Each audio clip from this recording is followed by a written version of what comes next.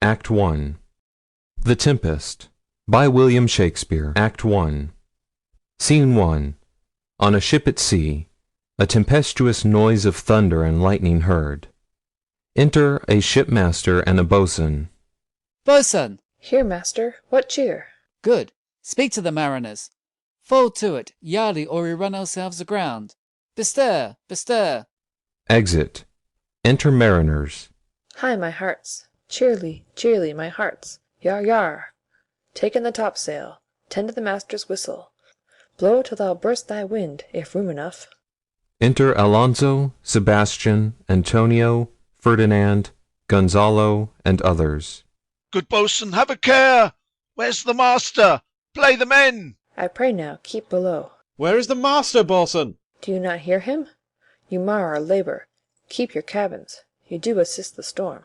Nay, good, be patient. When the sea is, hence. What cares these rowers for the name of king? To cabin, silence, trouble us not. Good, yet remember whom thou hast aboard. None that I more love than myself. You are our counsellor. If you can command these elements to silence, and work the peace of the present, we will not hand a rope more. Use your authority. If you cannot, give thanks. You have lived so long, and make yourself ready in your cabin for the mischance of the hour, if it is so hap. Cheerly, good hearts. Out of our way, I say. Exit. I have great comfort from this fellow. Methinks he hath no drowning mark upon him. His complexion is perfect gallows. Stand fast, good fate, to his hanging. Make the rope of his destiny our cable, for our own doth little advantage. If he be not born to be hanged, our case is miserable. Exeunt. Re-enter boatswain. Down with the topmast. Yar! Lower, lower! Bring her to try with main course. A plague upon this howling! They are louder than the weather or our office. Re-enter Sebastian, Antonio, and Gonzalo. Yet again, what do you hear? Shall we give o'er and drown? Have you a mind to sink? A pox on your throat, you bawling, blasphemous, incharitable dog! Work you, then. Hang, cur! Hang, you hoarse and insolent noisemaker! We are less afraid to be drowned than thou art. I'll warrant him for drowning, though the ship were no stronger than a nutshell, and as leaky as an unstanched wench. Lay her a hold, a hold! Set her 2 courses off to sea again. Lay her off. Enter mariners, wet. All lost! To prayers! All lost! What? Must our mouths be cold? The king and prince at prayers! Let's assist them, for our case is as theirs. I'm out of patience. We are merely cheated of our lives by drunkards. This wide-chapped rascal! Would thou mightst lie drowning the washing of 10 tides! He'll be hanged yet, though every drop of water swear against it and gape at widest to glut him. A confused noise within. Mercy on us! We split, we split! Farewell, my wife and children! Farewell, brother! We split, we split, we split! Let's all sink with the king. Let's take leave of him. Exeunt Antonio and Sebastian. Now would I give 1,000 furlongs of sea for an acre of barren ground, long heath, brown furze, anything. The wills above be done, but I would fain die a dry death. Exeunt. Scene 2. The Island. Before Prospero's cell. Enter Prospero and Miranda. If by your art, my dearest father, you have put the wild waters in this roar, allay them! The sky, it seems, would pour down stinking pitch, but that the sea, mounting to the welkin's cheek, dashes the fire out. Oh, I have suffered with those that I saw suffer. A brave vessel, who had, no doubt, some noble creature in her, dashed all to pieces. Oh, the cry did knock against my very heart. Poor souls, they perished. Had I been any god of power, I would have sunk the sea within the earth, or ere it should the good ship so have swallowed, and the frotting souls within her. Be collected, no more amusement.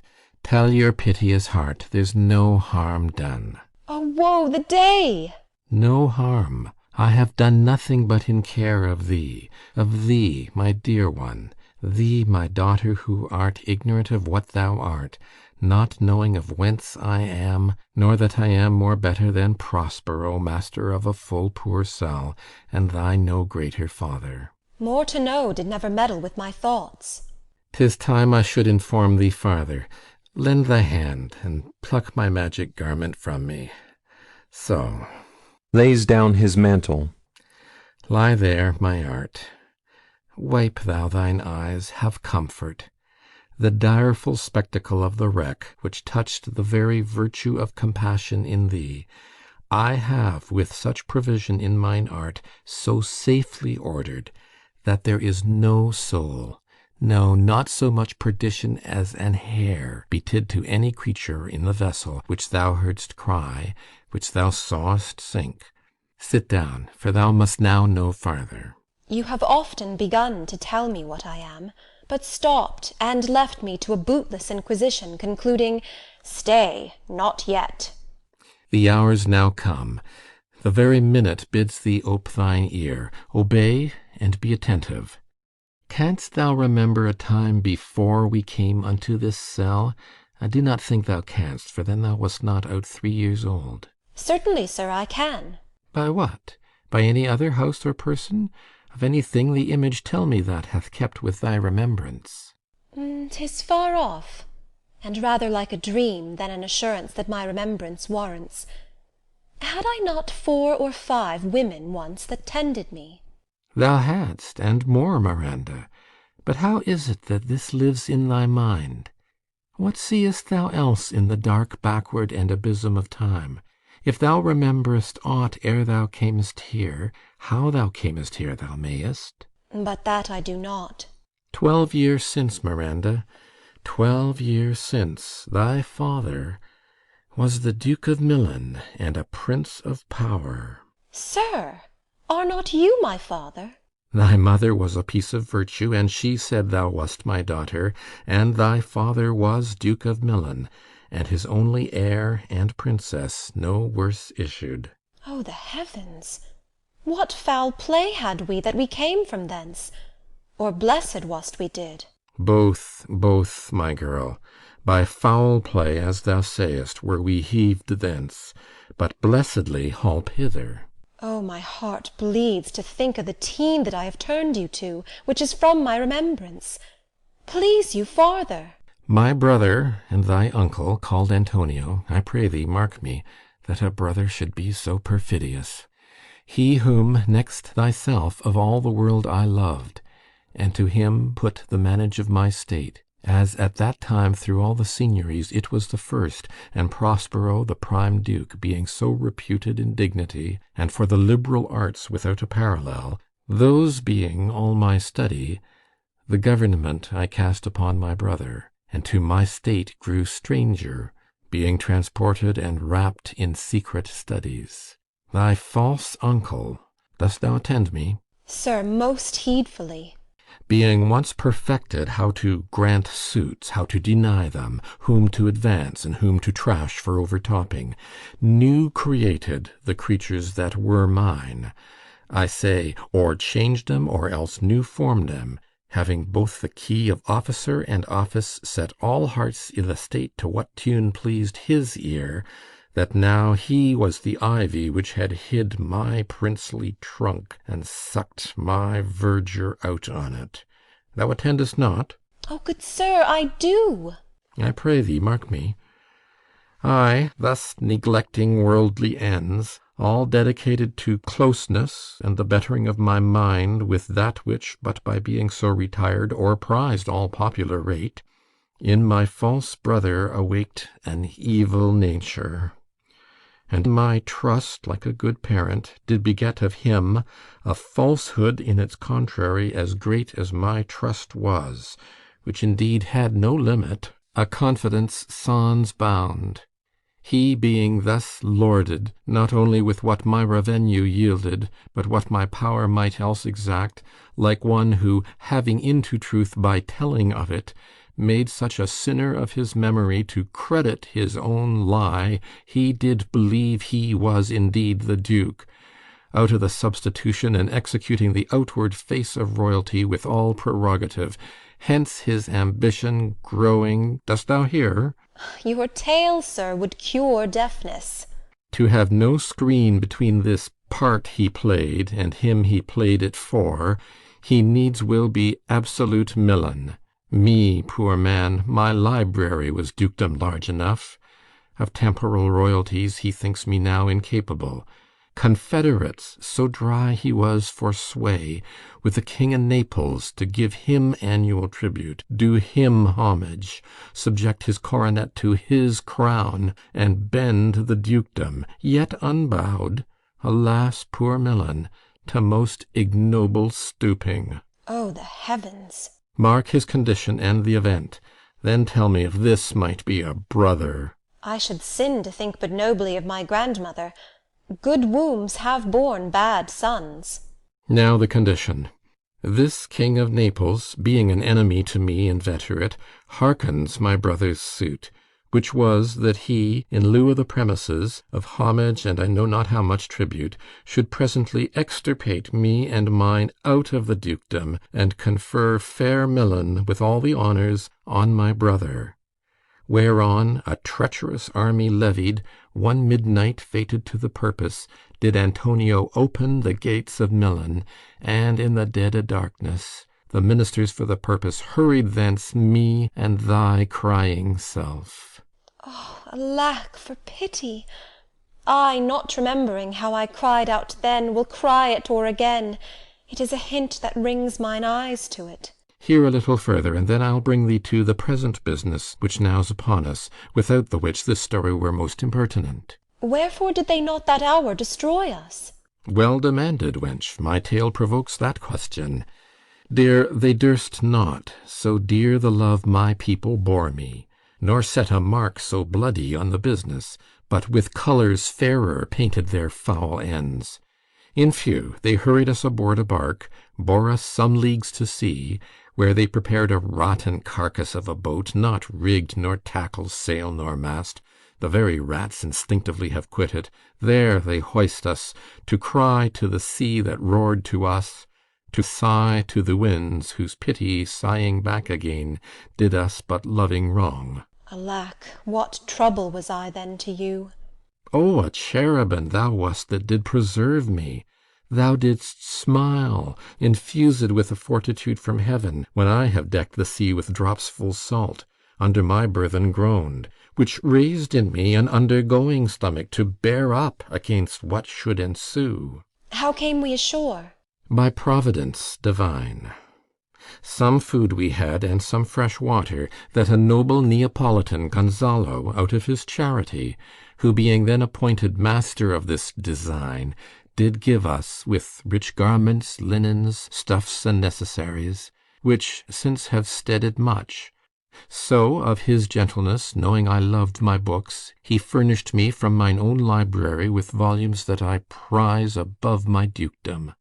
Would I might but ever see that man! Now I arise. Resumes his mantle. Sit still, and hear the last of our sea sorrow.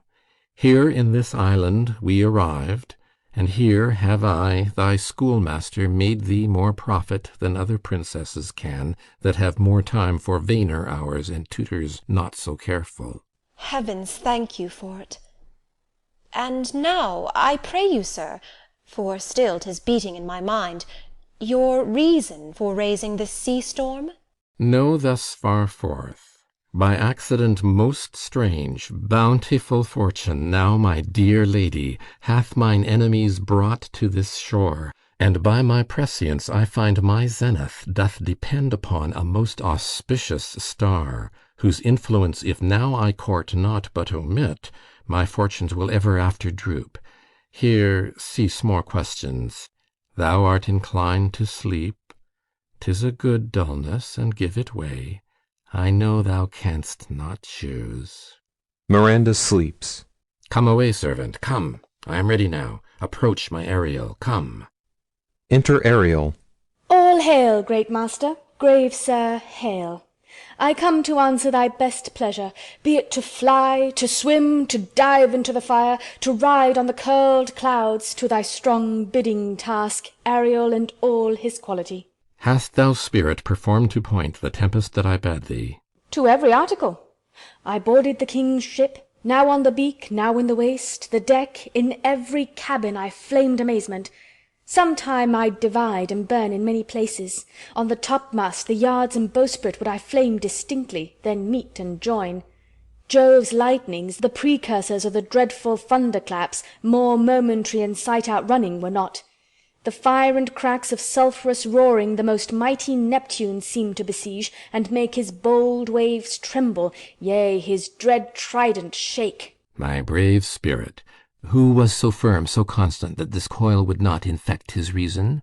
Not a soul but felt a fever of the mad, and played some tricks of desperation. All but mariners plunged in the foaming brine, and quit the vessel, then all afire with me. The king's son Ferdinand, with hair upstaring, then like reeds, not hair, was the first man that leaped, cried, Hell is empty, and all the devils are here. Why, that's my spirit.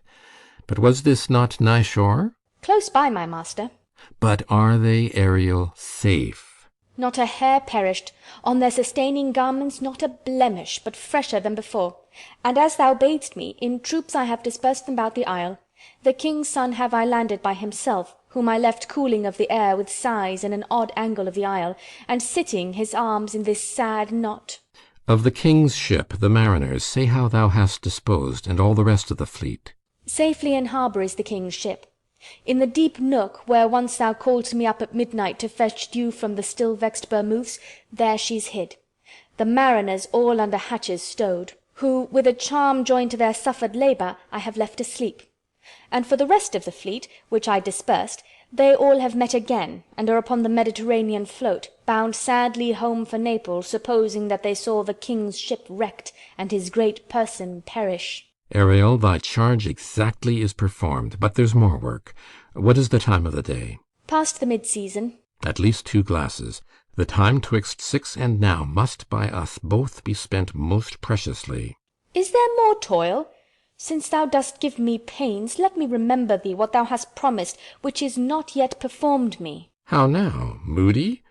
What is it thou canst demand? My liberty. Before the time be out? No more. I prithee, remember I have done thee worthy service, told thee no lies, made thee no mistakings, served without or grudge or grumblings. Thou didst promise to bate me a full year. Dost thou forget from what a torment I did free thee? No. Thou dost, and thinkest it much to tread the ooze of the salt deep, to run upon the sharp wind of the north, to do me business in the veins of the earth when it is baked with frost. I do not, sir. Thou liest, malignant thing. Hast thou forgot the foul witch Sycorax, who with age and envy was grown into a hoop? Hast thou forgot her? No, sir. Thou hast. Where was she born? Speak, tell me. Sir, in Argier. Oh, was she so? I must once in a month recount what thou hast been, which thou forgettest. This damned witch Sycorax, from mischiefs manifold and sorceries terrible to enter human hearing, from Argier, thou knowest, was banished. For one thing she did, they would not take her life. Is not this true? Ay, sir. This blue-eyed hag was hither brought with child, and here was left by the sailors. Thou, my slave, as thou reportest thyself, wast then her servant, and for thou wast a spirit too delicate to act her earthy and abhorred commands, refusing her grand hests, she did confine thee, by help of her more potent ministers, and in her most unmitigable rage, into a cloven pine, within which rift imprisoned thou didst painfully remain a dozen years, within which space she died, and left thee there, where thou didst vent thy groans as fast as mill-wheels strike. Then was this island, save for the sun that she did litter here, a freckled whelp hag-born, not honoured with a human shape. Yes, Caliban, her son. Dull thing, I say so. He, that Caliban, whom now I keep in service. Thou best knowest what torment I did find thee in. Thy groans did make wolves howl, and penetrate the breasts of ever-angry bears. It was a torment to lay upon the damned, which Sycorax could not again undo. It was mine art, when I arrived and heard thee, that made gape the pine, and let thee out. I thank thee, master.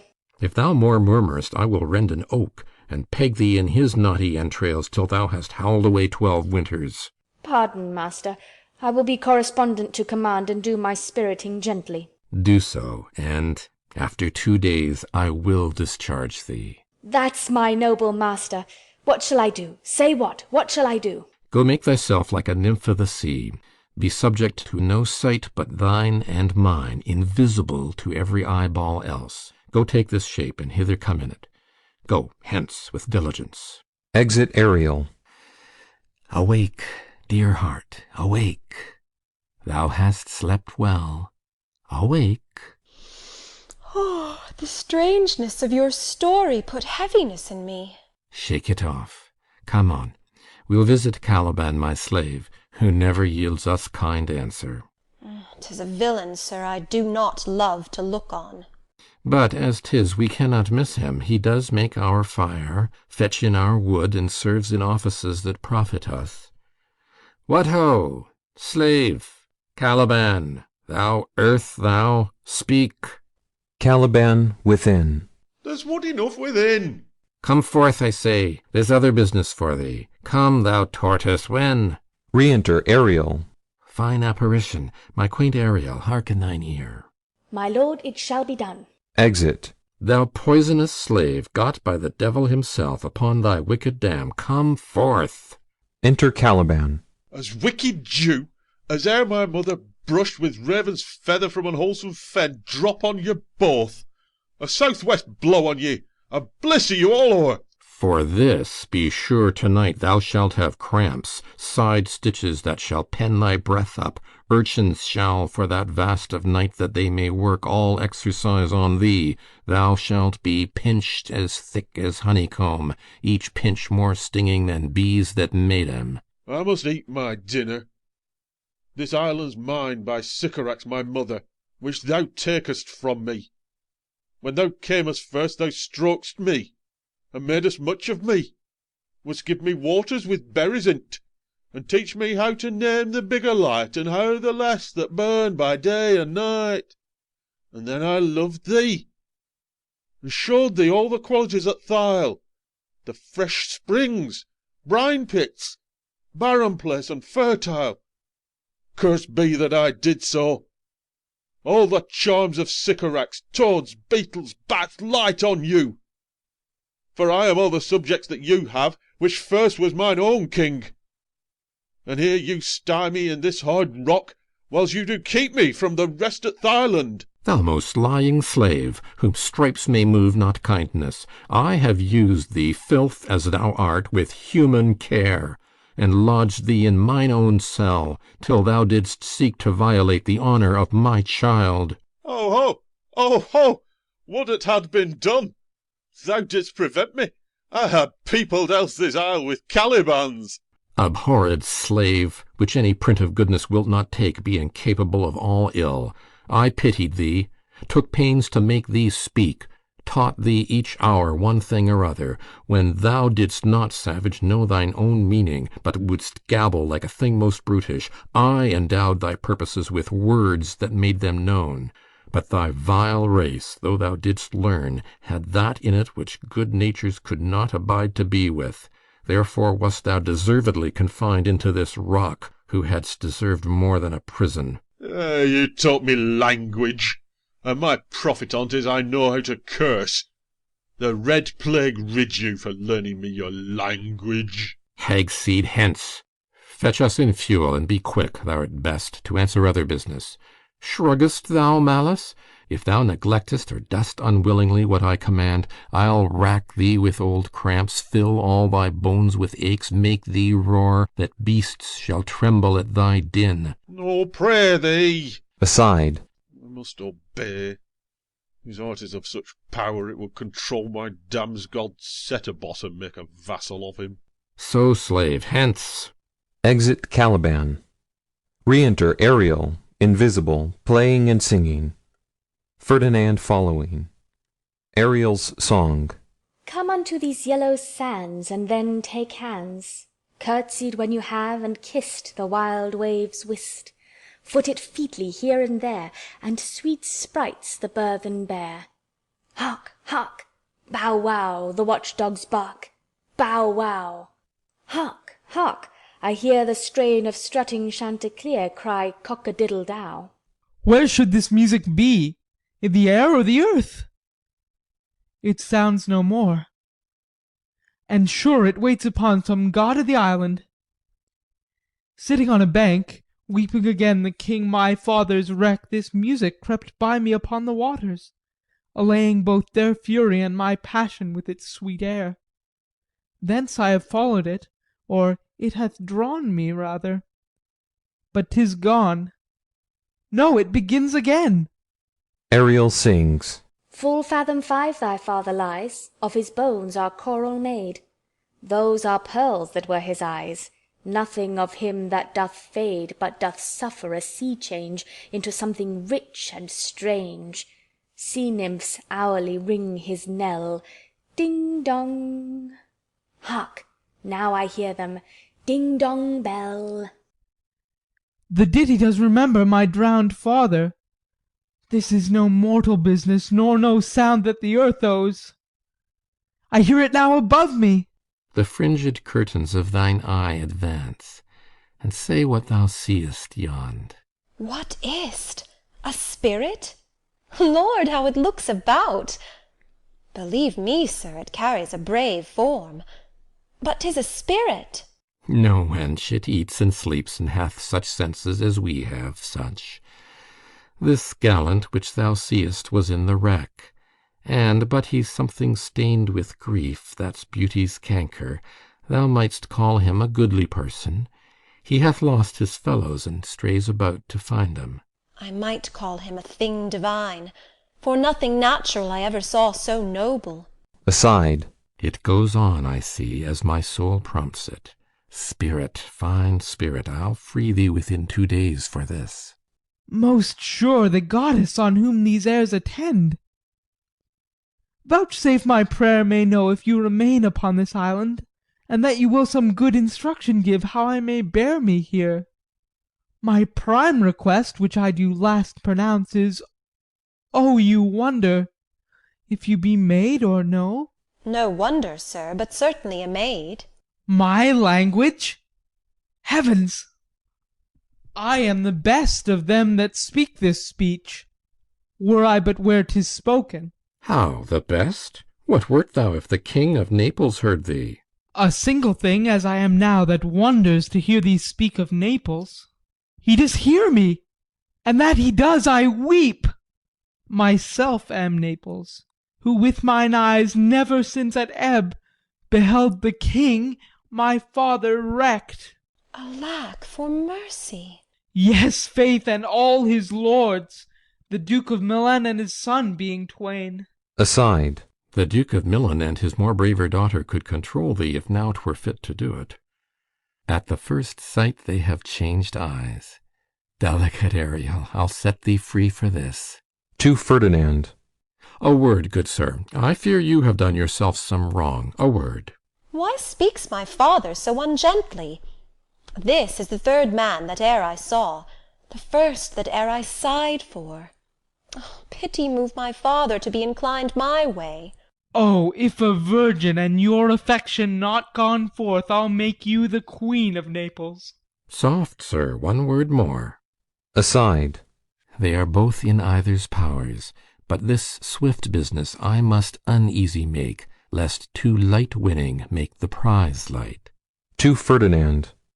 One word more. I charge thee that thou attend me. Thou dost here usurp the name thou owest not, and hast put thyself upon this island as a spy, to win it from me, the lord on't. No, as I am a man. There's nothing ill can dwell in such a temple. If the ill spirit have so fair a house, good things will strive to dwell within't. Follow me. Speak not you for him, he's a traitor. Come, I'll manacle thy neck and feet together. Sea water shalt thou drink. Thy food shall be the fresh brook mussels, withered roots, and husks wherein the acorn cradled. Follow. I will resist such entertainment till mine enemy has more power. Draws, and is charmed from moving. Oh, dear father, make not too rash a trial of him, for he's gentle and not fearful. What, I say, my foot, my tutor?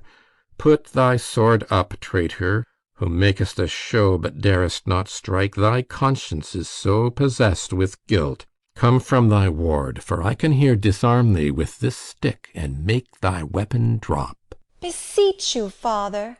Hence, hang not on my garments. Sir, have pity, I'll be his surety. Silence, one word more shall make me chide thee, if not hate thee. What, an advocate for an impostor? Hush! Thou thinkest there is no more such shapes as he, having seen but him and Caliban. Foolish wench! To the most of men this is a Caliban, and they to him are angels. My affections are then most humble. I have no ambition to see a goodlier man. Come on, obey. Thy nerves are in their infancy again, and have no vigour in them. So they are. My spirits, as in a dream, are all bound up. My father's loss, the weakness which I feel, the wreck of all my friends, nor this man's threats to whom I am subdued, are but light to me, might I but through my prison once a day behold this maid. All corners else of the earth let liberty make use of. Space enough have I in such a prison. Aside. It works. To Ferdinand. Come on. Aside. Thou hast done well, fine Ariel. To Ferdinand. Follow me. To Ariel. Hark what thou else shalt do me. Be of comfort. My father's of a better nature, sir, than he appears by speech. This is unwonted which now came from him. Thou shalt be as free as mountain winds, but then exactly do all points of my command. To the syllable. Come, follow. Speak not for him. End of Act 1.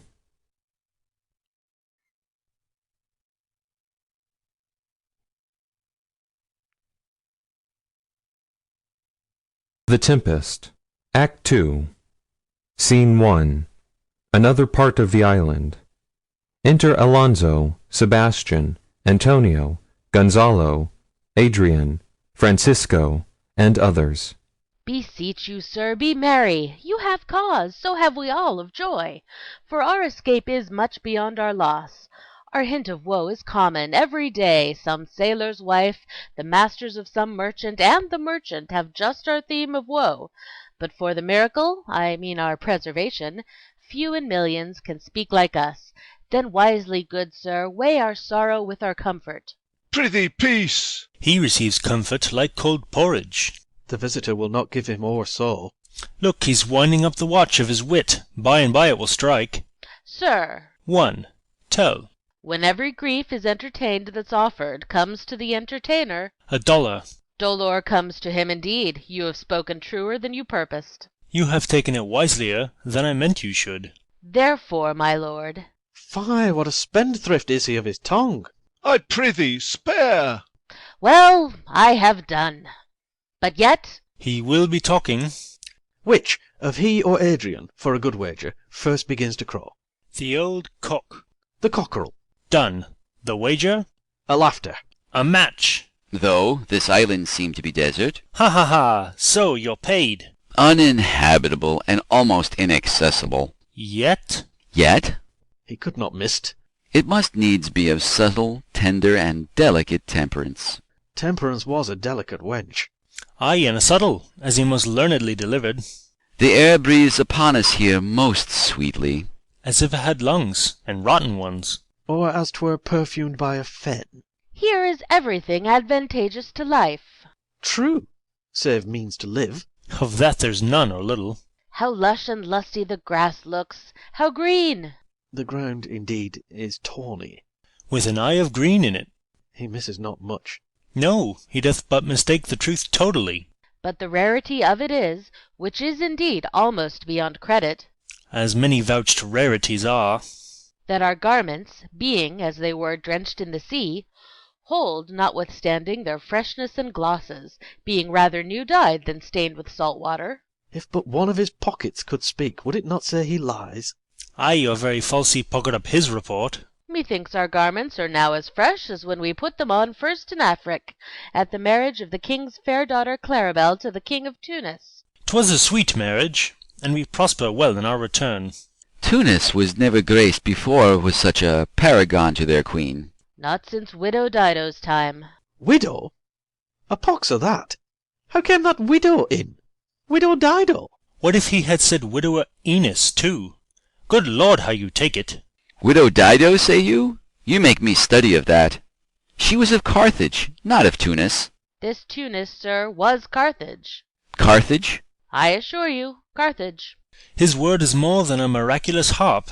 He hath raised the wall and houses too. What impossible matter will he make easy next? I think he will carry this island home in his pocket, and give it his son for an apple. And, sowing the kernels of it in the sea, bring forth more islands. Aye. Why, in good time. Sir, we were talking that our garments seem now as fresh as when we were at Tunis at the marriage of your daughter, who is now queen. And the rarest that e'er came there. Bait, I beseech you, Widow Dido. Oh, Widow Dido? Ay, Widow Dido. Is not, sir, my doublet as fresh as the first day I wore it? I mean, in a sort. That sort was well fished for. When I wore it at your daughter's marriage. You cram these words into mine ears against the stomach of my sense. Would that I had never married my daughter there, for, coming thence, my son is lost, and in my rate she too. Who is so far from Italy removed, I ne'er again shall see her. O thou mine heir of Naples and of Milan, what strange fish hath made his meal on thee? Sir, he may live. I saw him beat the surges under him, and ride upon their backs he trod the water. Whose enmity he flung aside, and breasted the surge most swoln that met him. His bold head 'bove the contentious waves he kept, and oared himself with his good arms in lusty stroke to the shore that o'er his wave-worn basis bode. As stooping to relieve him, I not doubt he came alive to land. No, no, he's gone.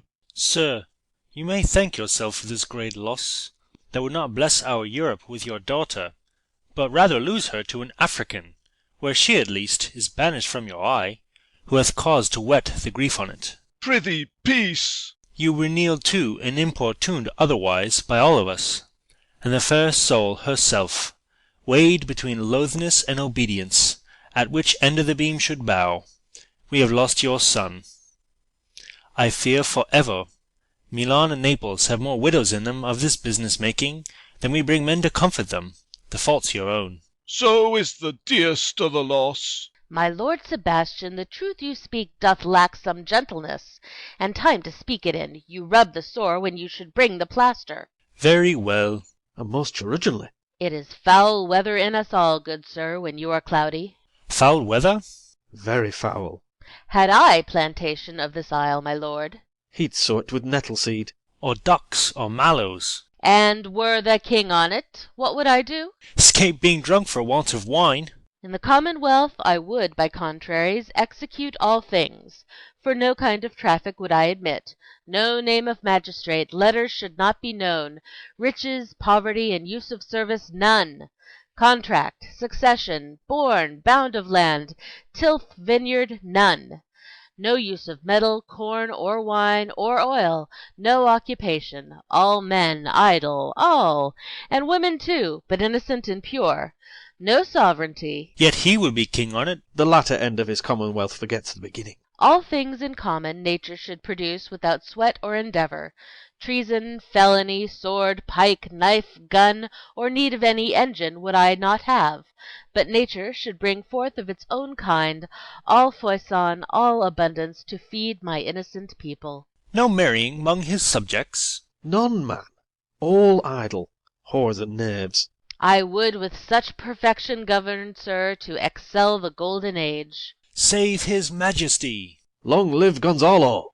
And do you mark me, sir? Prithee no more. Thou dost talk nothing to me. I do well believe your highness, and did it to minister occasion to these gentlemen, who are of such sensible and nimble lungs that they always used to laugh at nothing. 'Twas you we laughed at. Who, in this kind of merry fooling, am nothing to you. So you may continue and laugh at nothing still. What a blow was there given! And it had not fallen flat long.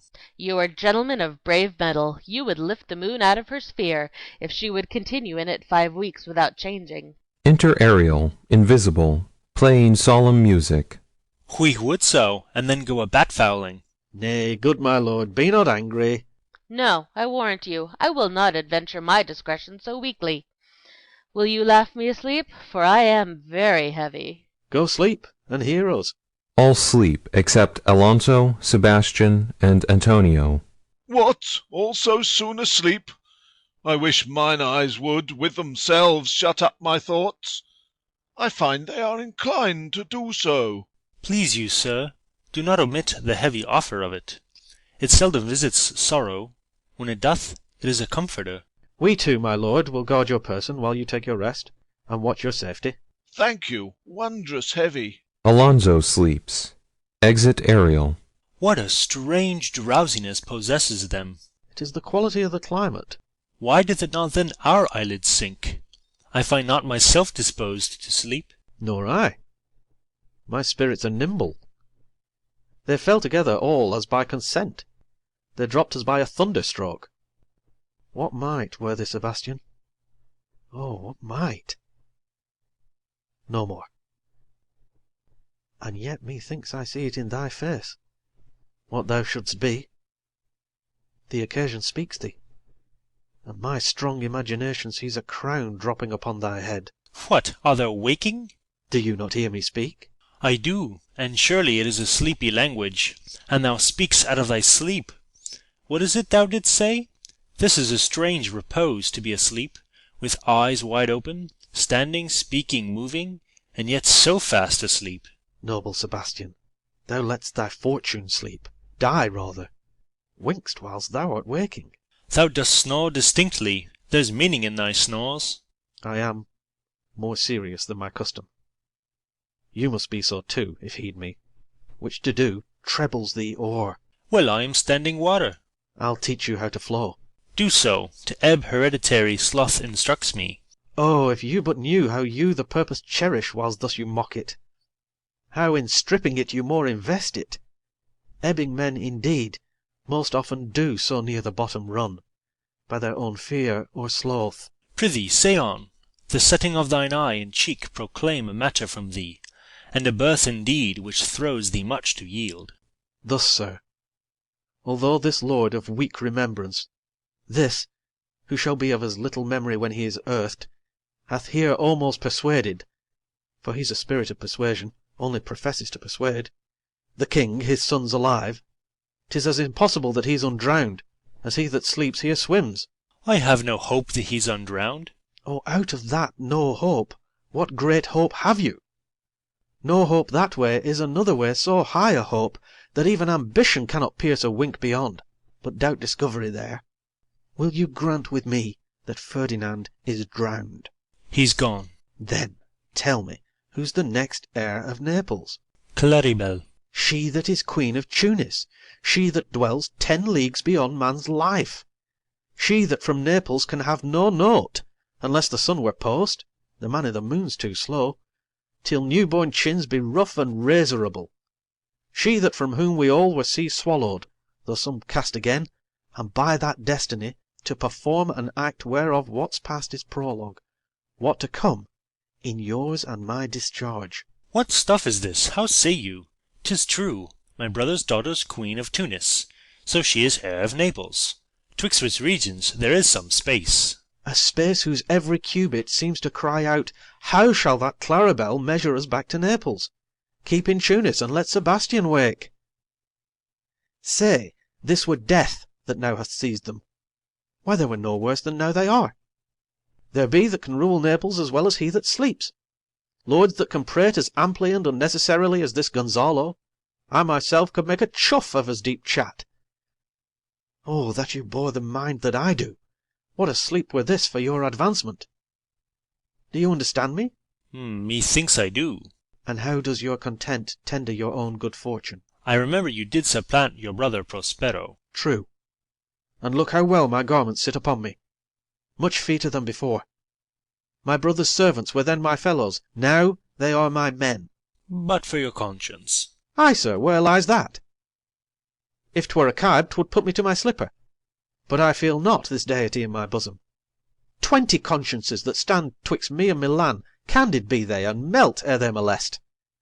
Here lies your brother, no better than the earth he lies upon, if he were that which now he's like, that's dead, whom I, with this obedient steel, 3 inches of it, can lay to bed for ever, whiles you, doing thus, to the perpetual wink for I might put this ancient morsel, this Sir Prudence, who should not upbraid our course. For all the rest, they'll take suggestion as a cat laps milk. They'll tell the clock to any business that we say befits the hour. Thy case, dear friend, shall be my precedent. Hast thou got Milan? I'll come by Naples. Draw thy sword, one stroke shall free thee from the tribute which thou payest, and I the king shall love thee. Draw together, and when I rear my hand, do you the like to fall it on Gonzalo. Oh, but one word. They talk apart. Re-enter Ariel, invisible.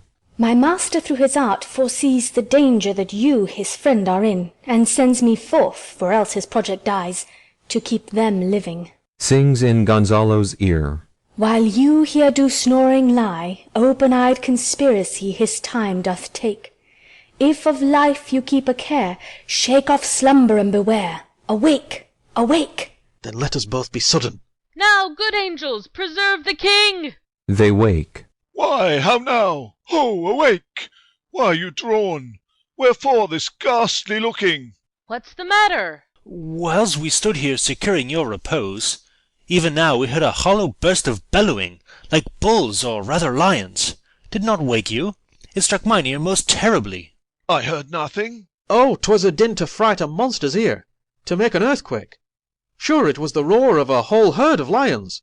Heard you this, Gonzalo? Upon mine honour, sir, I heard a humming, and that a strange one too, which did awake me. I shaked you, sir, and cried, as mine eyes opened, I saw their weapons drawn. There was a noise, that's verily. 'Tis best we stand upon our guard, or that we quit this place. Let's draw our weapons. Lead off this ground, and let's make further search for my poor son. Heavens keep him from these beasts, for he is, sure, in the island. Lead away. Prospero, my lord, shall know what I have done. So, king, go safely on to seek thy son. Exeunt. Scene 2. Another part of the island. Enter Caliban, with a burden of wood. A noise of thunder heard. All the infections that the sun sucks up from bogs, fens, flats on Prosper fall, and making by inchmeal a disease. His spirits hear me, and yet I needs must curse. But they'll know a pinch, fright me with urchin shows, pitch me i' the mire, nor lead me like a firebrand in the dark out of my way, unless he bid 'em. But for every trifle are they set upon me, sometime like apes that mow and chatter at me, and after bite me, then like hedgehogs, which lie tumbling in my barefoot way, and mount their pricks at my footfall. Sometime am I all wound with adders, who with cloven tongues do hiss me into madness. Enter Trinculo. Lo now, lo! Here comes a spirit of his, and to torment me for bringing wood in slowly. I'll fall flat. Perchance he will not mind me. Here's neither bush nor shrub to bear off any weather at all, and another storm brewing. I hear it sing in the wind. Yon same black cloud, yon huge one, looks like a foul bombard that would shed his liquor. If it should thunder as it did before, I know not where to hide my head. Yon same cloud cannot choose but fall by pale fools. What have we here? A man or a fish? Dead or alive? A fish. He smells like a fish, a very ancient and fish-like smell, a kind of not of the newest Poor John. A strange fish. Were I in England now, as once I was, and had but this fish painted, not a holiday fool there but would give a piece of silver. There would this monster make a man. Any strange beast there makes a man. When they will not give a doit to relieve a lame beggar, they will lay out 10 to see a dead Indian. Legged like a man, and his fins like arms, warm on my troth. I do now let loose my opinion, hold it no longer. This is no fish, but an islander, that hath lately suffered by a thunderbolt. Thunder. Alas, the storm has come again. My best way is to creep under his gabardine. There is no other shelter hereabout. Ah, misery acquaints a man with strange bedfellows. I will here shroud till the dregs of the storm be past. Enter Stephano, singing, a bottle in his hand. I shall no more to sea, here shall I die ashore. This is a very scurvy tune to sing at a man's funeral. Well, here's my comfort. Drinks. Sings. The master, the swabber, the boatswain, and I, the gunner and his mate, loved Mal, Meg, and Marian, and Marjorie, but none of us cared for Kate. For she had a tongue with a tang, would cry to a sailor, go hang. She loved not the savour of tar nor of pitch, yet a tailor might scratch her where'er she did itch. Then to sea, boys, and let her go hang. This is a scurvy tune too, but here's my comfort. Drinks. Do not torment me. Oh. What's the matter? Have we devils here? Do you put tricks upon's with savages and men of Ind, ha? I have not scaped drowning, to be afeard now of your 4 legs. For it hath been said, as proper a man as ever went on 4 legs cannot make him give ground, and it shall be said so again, while Stephano breathes at's nostrils. The spirit torments me. Oh. This is some monster of the isle with 4 legs, who hath got, as I take it, an ague. Where the devil should he learn our language? I will give him some relief, if it be but for that. If I can recover him, and keep him tame, and get to Naples with him, he's a present for any emperor that ever trod on neat's leather. Do not torment me, prithee, I'll bring my wood home faster. He's in his fit now, and does not talk after the wisest. He shall taste of my bottle. If he have never drunk wine afore, it will go near to remove his fit. If I can recover him, and keep him tame, I will not take too much for him. He shall pay for him that hath him, and that soundly. Thou dost me yet but little hurt. Thou wilt anon, I know it by thy trembling. No prosper works upon thee. Come on your ways. Open your mouth. Here is that which will give language to you, cat. Open your mouth. This will shake your shaking, I can tell you, and that soundly. You cannot tell who's your friend. Open your chaps again. I should know that voice. It should be, but he is drowned. And these are devils. Oh, defend me. 4 legs and 2 voices. A most delicate monster. His forward voice now is to speak well of his friend. His backward voice is to utter foul speeches and to detract. If all the wine in my bottle will recover him, I will help his ague. Come, amen. I will pour some in thy other mouth. Stephano! Doth thy other mouth call me? Mercy, mercy, this is a devil and no monster. I will leave him, I have no long spoon. Stephano! If thou beest Stephano, touch me and speak to me, for I am Trinculo. Be not afeard. Thy good friend Trinculo. If thou beest Trinculo, come forth. I'll pull thee by the lesser legs. If any be Trinculo's legs, these are they. Thou art very Trinculo indeed. How earnest thou to be the siege of this moon calf? Can he vent Trinculos? I took him to be killed with a thunderstroke. But art thou not drowned, Stephano? I hope now that art not drowned. Is the storm overblown? I hid me under the dead mooncalf's gabardine for fear of the storm. And art thou living, Stephano? Oh, Stephano, 2 Neapolitans scaped. Prithee, do not turn me about. My stomach is not constant. Aside. These be fine things, and if they be not sprites. That's a brave god, and bears celestial liquor. I will kneel to him. How didst thou escape? How camest thou hither? Swear by this bottle how thou camest hither. I escaped upon a butt of sack, which the sailors heaved o'erboard, by this bottle, which I made of the bark of a tree with mine own hands, since I was cast ashore. I'll swear upon that bottle to be thy true subject, for the liquor is not earthly. Here, swear then how thou escapest. Swam ashore, man, like a duck. I can swim like a duck, I'll be sworn. Here, kiss the book.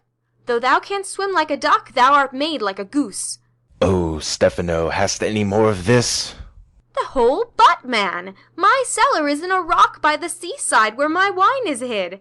How now, moon calf, how does thine ague? Hast thou not dropped from heaven? Out o' the moon, I do assure thee. I was the man i' the moon when time was. I have seen thee in her. and I do adore thee. My mistress showed me thee, and thy dog, and thy bush. Come, swear to that. Kiss the book. I will furnish it anon with new contents. Swear. By this good light, this is a very shallow monster. I have feared of him, a very weak monster, the man in the moon.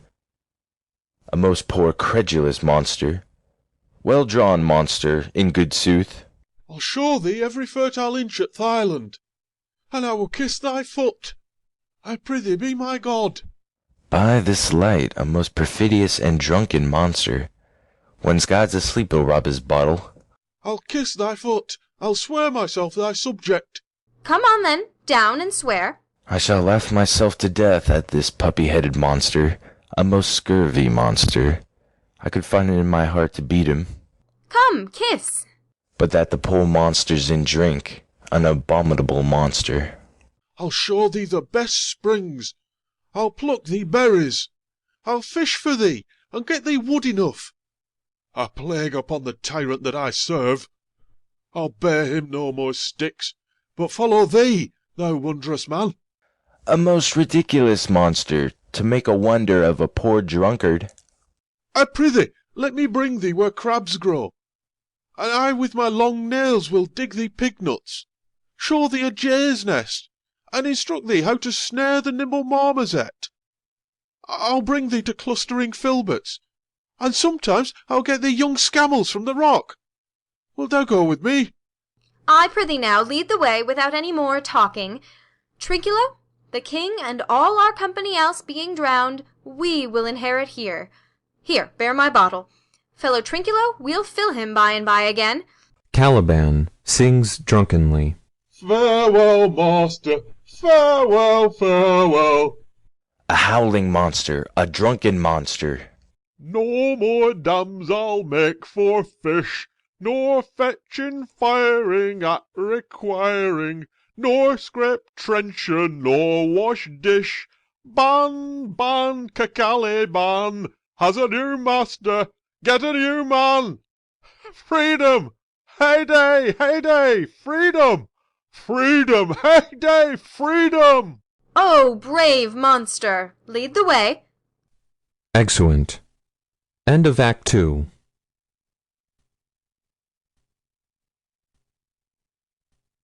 The Tempest. Act 3. Scene 1. Before Prospero's cell. Enter Ferdinand, bearing a log. There be some sports are painful, and their labour delight in them sets off. Some kinds of baseness are nobly undergone, and most poor matters point to rich ends.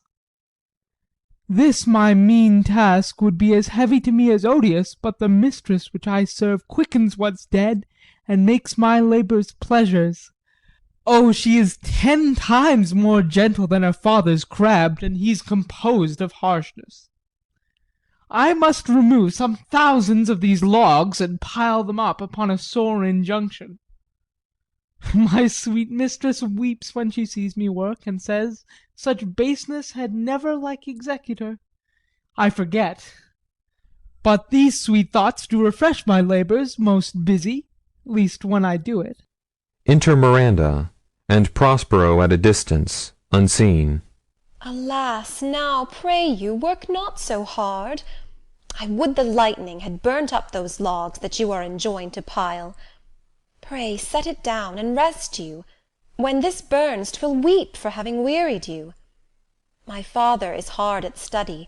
Pray now rest yourself. He's safe for these 3 hours. O most dear mistress, the sun will set before I shall discharge what I must strive to do. If you'll sit down, I'll bear your logs the while. Pray give me that, I'll carry it to the pile. No, precious creature, I had rather crack my sinews, break my back, than you should such dishonour undergo, while I sit lazy by. It would become me as well as it does you, and I should do it with much more ease, for my good will is to it, and yours it is against. Poor worm, thou art infected. This visitation shows it.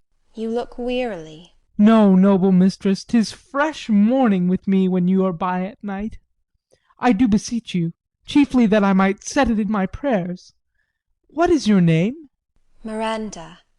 Oh, my father, I have broke your hest to say so. Admired Miranda! Indeed, the top of admiration, worth what's dearest to the world.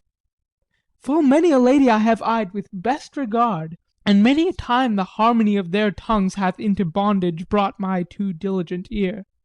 For several virtues have I liked several women. Never any with so full soul, but some defect in her did quarrel with the noblest grace she owed, and put it to the foil. But you, O you, so perfect and so peerless, are created of every creature's best. I do not know one of my sex, no woman's face remember, save from my glass mine own. Nor have I seen more that I may call men than you, good friend, and my dear father. How features are abroad I am skilless of. But by my modesty, the jewel in my dower, I would not wish any companion in the world but you, nor can imagination form a shape besides yourself to like of. But I prattle something too wildly, and my father's precepts I therein do forget. I am in my condition a prince, Miranda, I do think a king. I would not so, and would no more endure this wooden slavery than to offer the flesh fly blow my mouth. Hear my soul speak. The very instant that I saw you did my heart fly to your service. There resides, to make me slave to it, and for your sake am I this patient logman. Do you love me? O heaven, O earth, bear witness to this sound, and crown what I profess with kind event, if I speak true, if hollowly invert what best is boded me to mischief. I, beyond all limit, what else in the world, do love, prize, honour you. I am a fool to weep at what I am glad of. Fair encounter of two most rare affections, heavens rain grace on that which breeds between them. Wherefore weep you? At mine unworthiness, that dare not offer what I desire to give, and much less take what I shall die to want. But this is trifling, and all the more it seeks to hide itself, the bigger bulk it shows. Hence bashful cunning, and prompt me plain and holy innocence. I am your wife, if you will marry me. If not, I'll die your maid. To be your fellow you may deny me, but I'll be your servant whether you will or no. My mistress, dearest, and I thus humble ever. My husband, then. Ay, with a heart as willing as bondage e'er of freedom. Here's my hand. And mine, with my heart and now farewell till half an hour hence. 1,000,000. Exeunt Ferdinand and Miranda severally. So glad of this as they I cannot be, who are surprised withal, but my rejoicing at nothing can be more. I'll to my book, for yet ere supper time must I perform much business appertaining. Exit. Scene 2. Another part of the island. Enter Caliban, Stephano, and Trinculo. Tell not me! When the butt is out we will drink water, not a drop before. Therefore bear up and boredom. Servant monster, drink to me. Servant monster, the folly of this island. They say there's but 5 upon this isle. We are 3 of them. If the other 2 be brained like us, the state totters. Drink, servant monster, when I bid thee. Thy eyes are almost set in thy head. Where should they be set else? He were a brave monster indeed, if they were set in his tail. My man monster hath drowned his tongue in sack. For my part, the sea cannot drown me. I swam ere I could recover the shore 35 leagues off and on. By this light thou shalt be my lieutenant, monster, or my standard.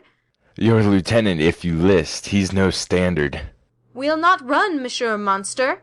Nor go neither, but you'll lie like dogs, and yet say nothing neither. Mooncalf, speak once in thy life, if thou be'st a good mooncalf.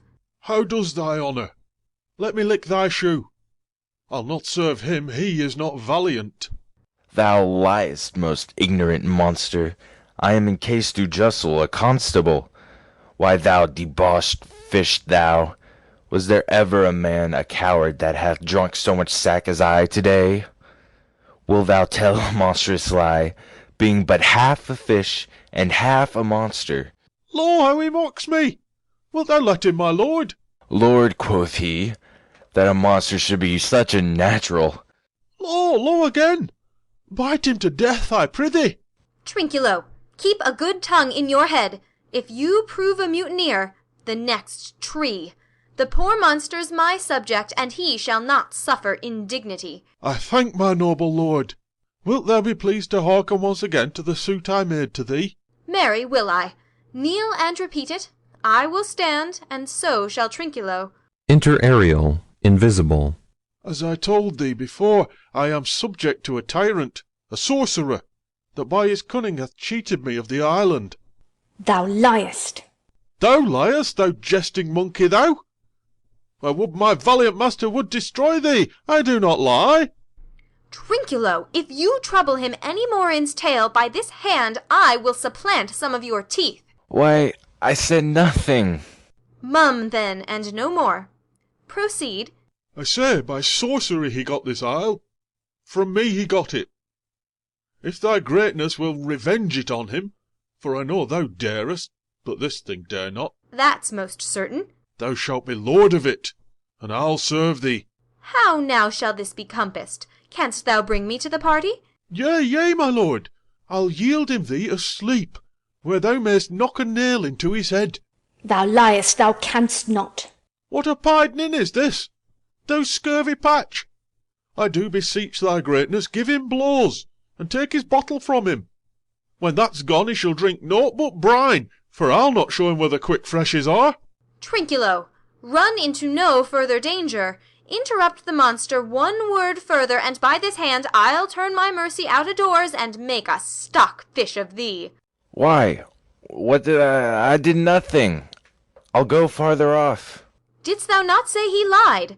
Thou liest. Do I so? Take thou that. Beats him. As you like this, give me the lie another time. I did not give the lie. Out of your wits and hearing too. A pox of your bottle, this can sack and drinking do. A murrain on your monster, and the devil take your fingers. Ha ha ha! Now forward with your tale. Prithee, stand farther off. Beat him enough. After a little time I'll beat him too. Stand farther. Come, proceed. Why, as I told thee, 'tis a custom with him i'th afternoon to sleep. There thou mayst brain him, having first seized his books, or with a log batter his skull, or paunch him with a stake, or cut his weasand with thy knife. Remember first to possess his books, for without them he's but a sot, as I am, nor hath not one spirit to command. They all do hate him as rootedly as I. Burn but his books. He has brave utensils, for so he calls them, which, when he has a house, he'll deck withal. And that most deeply to consider is the beauty of his daughter. He himself calls her a nonpareil. I never saw a woman, but only Sycorax my dam, and she. But she as far surpasseth Sycorax, as greatest does least. Is it so brave a lass? Ay, lord, she will become thy bed, I warrant, and bring thee forth brave brood. Monster, I will kill this man. His daughter and I will be king and queen, save our graces, and Trinculo and thyself shall be viceroys. Dost thou like the plot, Trinculo? Excellent. Give me thy hand. I am sorry I beat thee, but while thou livest, keep a good tongue in thy head. Within this half hour will he be asleep. Wilt thou destroy him then? Ay, on mine honour. This will I tell my master. Thou makest me merry. I am full of pleasure. Let us be jocund. Will you troll the catch you taught me but while ere? At thy request, monster, I will do reason, any reason. Come on, Trinculo, let us sing. Sings. Flout 'em and scout 'em and scout 'em and flout 'em. Thought is free. That's not the tune. Ariel plays the tune on a tabor and pipe.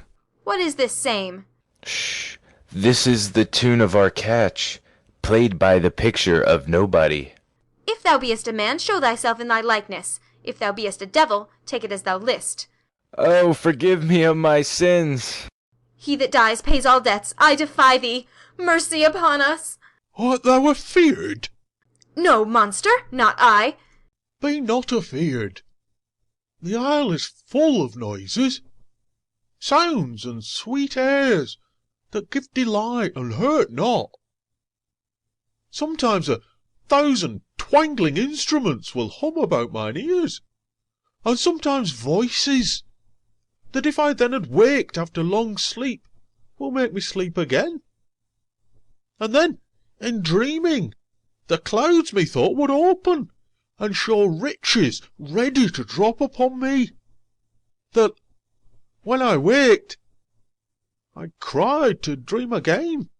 This will prove a brave kingdom to me, where I shall have my music for nothing. When Prospero is destroyed. That shall be by and by. I remember the story.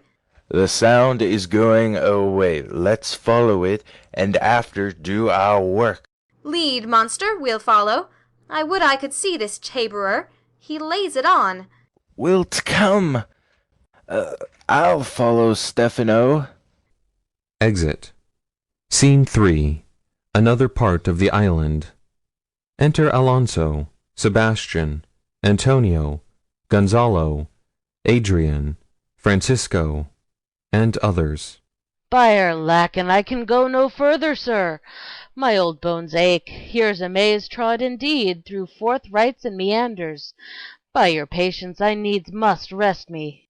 O Lord, I cannot blame thee, who am myself attached with weariness to the dulling of my spirits. Sit down and rest. Even here I will put off my hope, and keep it no longer for my flatterer. He is drowned, whom thus we stray to find, and the sea mocks our frustrate search on land. Well, let him go. Aside to Sebastian. I am right glad that he's so out of hope. Do not, for one repulse, forego the purpose that you resolve to effect. Aside to Antonio. The next advantage we will take it throughly. Aside to Sebastian. Let it be tonight. For now they are oppressed with travel, they will not, nor cannot, use such vigilance as when they are fresh. Aside to Antonio. I say tonight, no more. Solemn and strange music. What harmony is this? My good friends, hark! Marvellous sweet music. Enter Prospero above, invisible. Enter several strange shapes, bringing in a banquet. They dance about it with gentle actions of salutation, and, inviting the king, etc., to eat, they depart. Give us, kind keepers, heavens! What were these? A living drollery. Now I will believe that there are unicorns, that in Arabia there is one tree, the phoenix throne, one phoenix at this hour reigning there. I'll believe both. And what does else want credit? Come to me, and I'll be sworn 'tis true. Travellers ne'er did lie, though fools at home condemn 'em. If in Naples I should report this now, would they believe me? If I should say I saw such islanders, for certes these are people of the island, who, though they are of monstrous shape, yet, note, their manners are more gentle kind than of our human generation you shall find many, nay, almost any. Aside. Honest Lord, thou hast said well, for some of you there present are worse than devils. I cannot too much muse, such shape, such gesture, and such sound, expressing, although they want the use of tongue, a kind of excellent dumb discourse. Aside. Praise in departing. They vanished, strangely. No matter, since they have left their viands behind, for we have stomachs. Would please you taste of what is here? Not I. Faith, sir, you need not fear. When we were boys, who would believe that there were mountaineers dew-lapped like bulls, whose throats had hanging at 'em wallets of flesh? Or that there were such men whose heads stood in their breasts, which now we find each putter out of 5 for 1 will bring us good warrant of. I will stand to and feed, although my last. No matter, since I feel the best is past. Brother, my lord the Duke, stand to and do as we. Thunder and lightning. Enter Ariel, like a harpy, claps his wings upon the table, and, with a quaint device, The banquet vanishes. You are 3 men of sin, whom destiny, that hath to instrument this lower world and what is in it, the never surfeited sea hath caused to belch up you, and on this island, where man doth not inhabit, you 'mongst men being most unfit to live. I have made you mad, and even with such like valour men hang and drown their proper selves. Alonso, Sebastian, etc., draw their swords. You fools! I and my fellows are ministers of fate. The elements, of whom your swords are tempered, may as well wound the loud winds, or with bemocked-at stabs kill the still-closing waters, as diminish one dowel that's in my plume. My fellow ministers are like invulnerable. If you could hurt, your swords are now too massy for your strengths, and will not be uplifted. But remember, for that's my business to you, that you 3 from Milan did supplant good Prospero, exposed unto the sea which hath requited him and his innocent child, for which foul deed the powers delaying, not forgetting, have incensed the seas and shores, yea, all the creatures against your peace. Thee of thy son, Alonso, they have bereft, and do pronounce by me lingering perdition, worse than any death can be at once, shall step by step attend you and your ways, whose wraths to guard you from, which here in this most desolate isle else falls upon your heads, is nothing but heart sorrow and a clear life ensuing. He vanishes in thunder. Then, to soft music, enter the shapes again, and dance, with mocks and mouths, and carrying out the table. Bravely the figure of this harpy hast thou performed, my Ariel, a grace it had devouring. Of my instruction hast thou nothing bated in what thou hadst to say. So, with good life and observation strange, my meaner ministers their several kinds have done. My high charms work, and these mine enemies are all knit up in their distractions. They now are in my power. And in these fits I leave them, while I visit young Ferdinand, whom they suppose is drowned, and his and mine loved darling. Exit above. In the name of something holy, sir, why stand you in this strange stare? Oh, it is monstrous, monstrous! Methought the billows spoke and told me of it. The winds did sing it to me, and the thunder, that deep and dreadful organ pipe, pronounced the name of Prosper. It did base my trespass. Therefore my son in those is bedded, and I'll seek him deeper than e'er plummet sounded, and with him there lie mudded. Exit. But one fiend at a time. I'll fight their legions o'er. I'll be thy second. Exeunt Sebastian and Antonio. All 3 of them are desperate. Their great guilt's like poison given to work a great time after, now 'gins to bite the spirits. I do beseech you, that are of suppler joints, follow them swiftly, and hinder them from what this ecstasy may now provoke them to. Follow, I pray you. End of Act 3.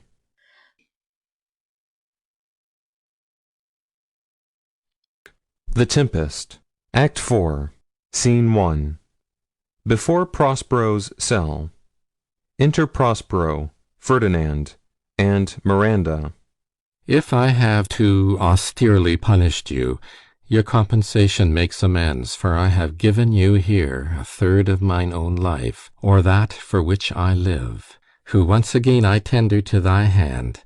All thy vexations were but trials of thy love, and thou hast strangely stood the test. Here, afore heaven, I ratify this my rich gift.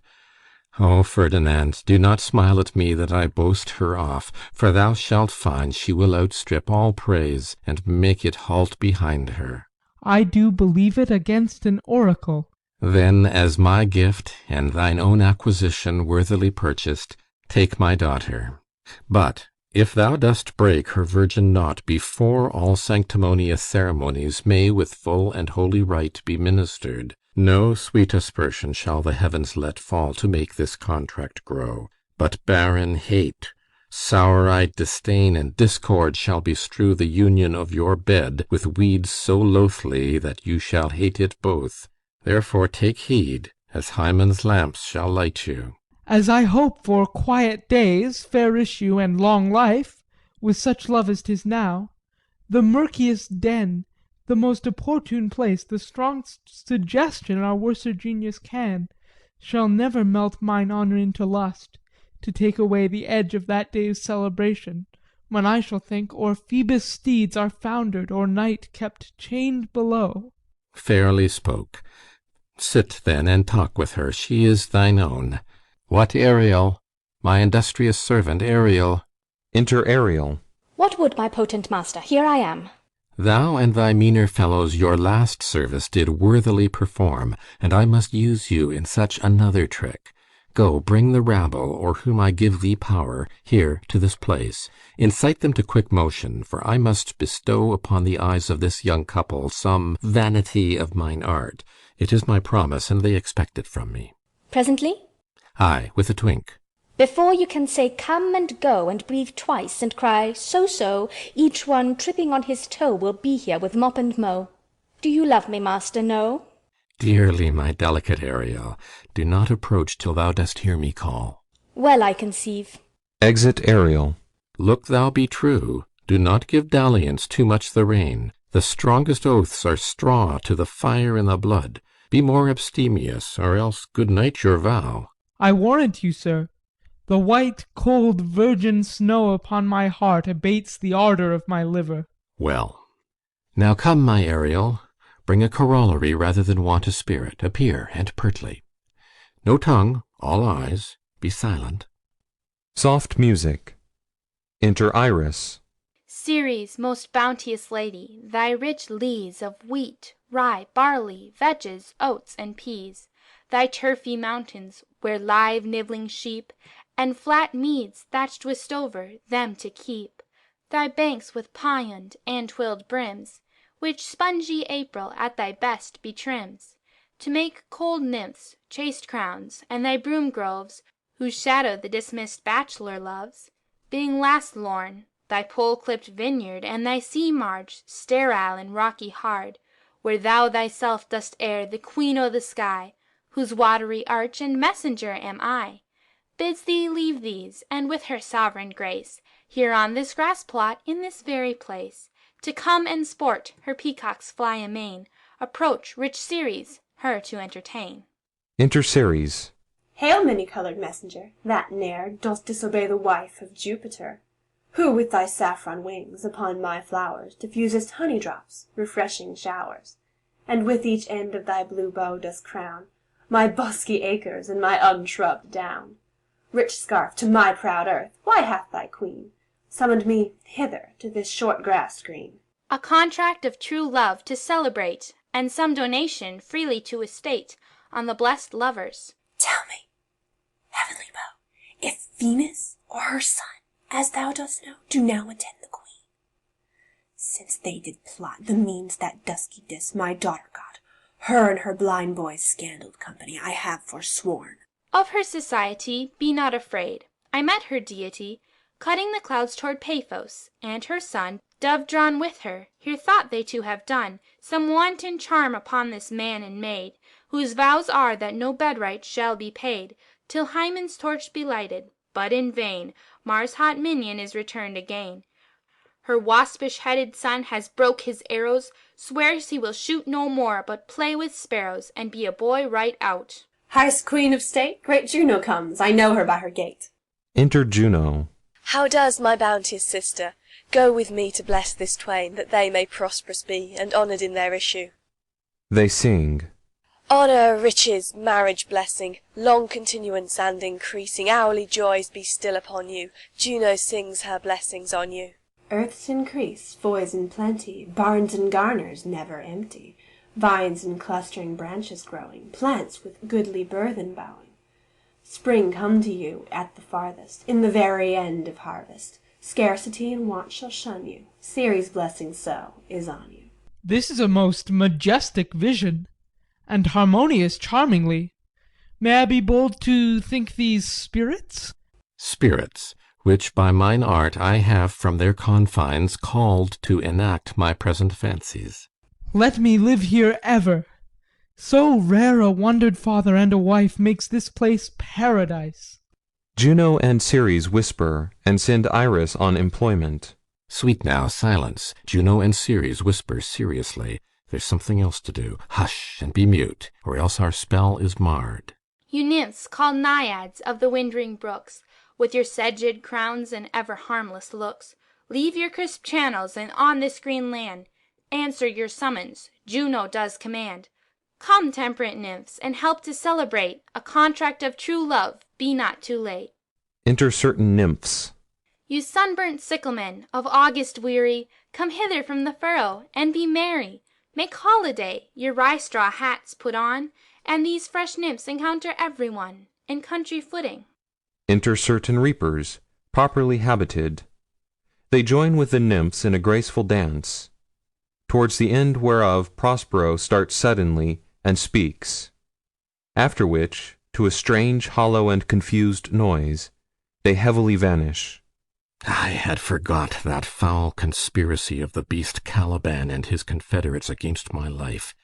The minute of their plot is almost come. To the spirits. Well done. Avoid. No more. This is strange. Your father's in some passion that works him strongly. Never till this day saw I him touched with anger so distempered. You do look, my son, in a moved sort, as if you were dismayed. Be cheerful, sir. Our revels now are ended. These our actors, as I foretold you, were all spirits, and are melted into air, into thin air. And, like the baseless fabric of this vision, the cloud-capped towers, the gorgeous palaces, the solemn temples, the great globe itself, yea, all which it inherit, shall dissolve, and like this insubstantial pageant faded, leave not a rack behind. We are such stuff as dreams are made on, and our little life is rounded with a sleep. Sir, I am vexed. Bear with my weakness. My old brain is troubled. Be not disturbed with my infirmity. If you be pleased, retire into my cell, and there repose. A turn or two I'll walk to still my beating mind. We wish your peace. Excellent. Come with a thought. I thank thee, Ariel. Come. Enter Ariel. Thy thoughts I cleave to. What's thy pleasure? Spirit, we must prepare to meet with Caliban. Ay, my commander. When I presented Ceres, I thought to have told thee of it, but I feared lest I might anger thee. Say again, where didst thou leave these varlets? I told you, sir, they were red hot with drinking, so full of valour that they smote the air for breathing in their faces, beat the ground for kissing of their feet, yet always bending towards their project. Then I beat my tabor, at which like unbacked colts they pricked their ears, advanced their eyelids, lifted up their noses as they smelt music. So I charmed their ears, that calf-like they my lowing followed through toothed briars, sharp furzes, prickling goss, and thorns, which entered their frail shins. At last I left them in the filthy mantled pool beyond your cell, there dancing up to the chins, that the foul lake o'erstunk their feet. This was well done, my bird. Thy shape invisible, retain thou still. The trumpery in my house, go bring it hither, for stale to catch these thieves. I go. Exit Ariel. A devil, a born devil, on whose nature nurture can never stick, on whom my pains humanely taken, all lost, quite lost, and as with age his body uglier grows, so his mind cankers. I will plague them all, even to roaring. Re-enter Ariel, loaden with glistering apparel, etc. Come, hang them on this line. Prospero and Ariel remain invisible. Enter Caliban, Stephano, and Trinculo, all wet. Pray you tread softly, that the blind mole may not hear a footfall.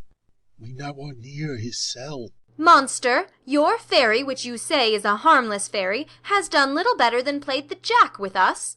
Oh, monster, I do smell all horse piss, at which my nose is in great indignation.